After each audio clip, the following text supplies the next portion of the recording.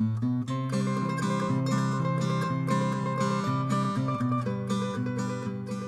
guys, this is Natalie from Nat and Sandy Yoga, and this week I'm going to bring to you 5 tips on how to create a practice that helps to activate the parasympathetic nervous system. And if you're not sure about what that means, activating the parasympathetic nervous system, you can listen to our podcast. Sandy and I have a podcast called The Yoga Addiction, and we go all through the parasympathetic nervous system. Understanding the parasympathetic nervous system is the episode number 12, and you can get that in iTunes. I'll also put a link below in the description so you can check that out. Now, I'm not super fussed on that language, but that's kind of what's commonly used in the world of kind of yoga and meditation. But if you listen to the podcast, you'll kind of find out that it's not just a matter of switching on into the parasympathetic and then off, as in going back to the sympathetic. So it's not just like an on-off switch. What we do when we practice getting into the parasympathetic is actually just kind of the tone of that part of our nervous system. So it's just like the tone of your muscles. You work into it the same way, so gradually, and just the same way that you were building physical strength in your body. You're not going to go lifting a 100-pound weight straight off the bat. So just kind of consider that and be compassionate with yourself when you're trying the stuff, because sometimes the more still practices are the most difficult. So the first tip that I want to give you is to choose a posture that you really do feel comfortable in. So someone might feel more comfortable lying down on their back. And this stuff really is quite individual. There is no right or wrong way. And someone else might feel more comfortable seated upright. And you can definitely sit in a chair and you can be fully supported by that chair. So lean back into the chair and let the chair hold your weight. Another one that I really like is you can just lie down. This is especially great in your living room, for most people have a little bit more space there. So you can lie down, and my couch isn't here right now because I moved it for the purpose of this video, but you would just slide the back of your thighs right up against your couch, and then put your shins to the back of your calves there on the cushions of the couch. So that's if that's the right height. And then you might put something under your head and you can try and relax that way. For a lot of people, that's quite nice and relaxing, so you can test that out.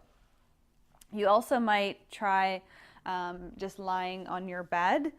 If you're practicing this during the day and you don't want to risk falling asleep, then maybe consider just setting an alarm or something in case you do fall asleep, because usually when we get into bed, that's what our body is familiar with. But it's fine to start practicing it there, and it's fine to start practicing that actually right before bed as well.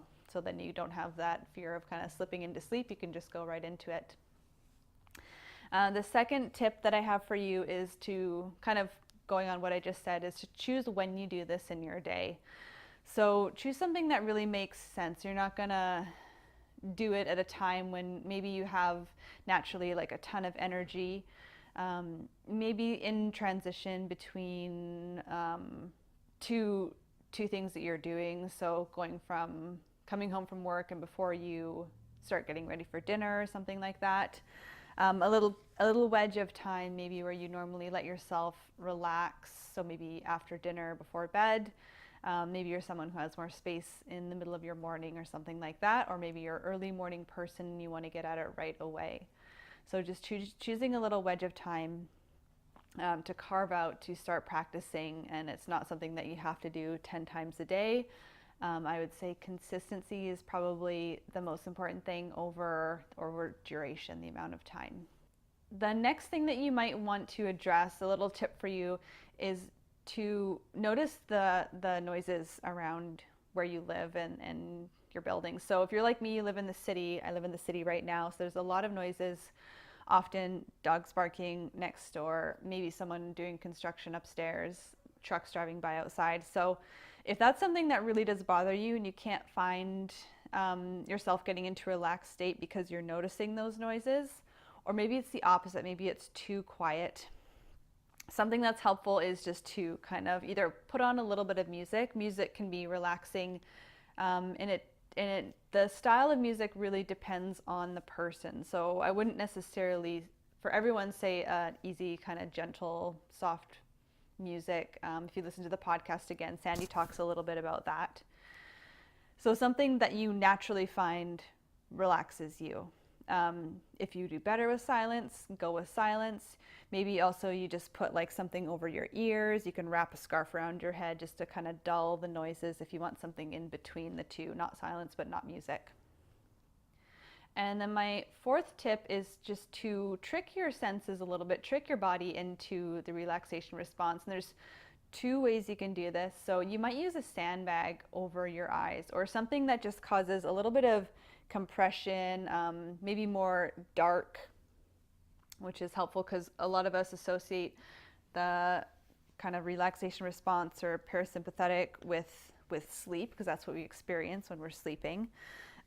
I like to get a sweater and I've just kind of rolled it up.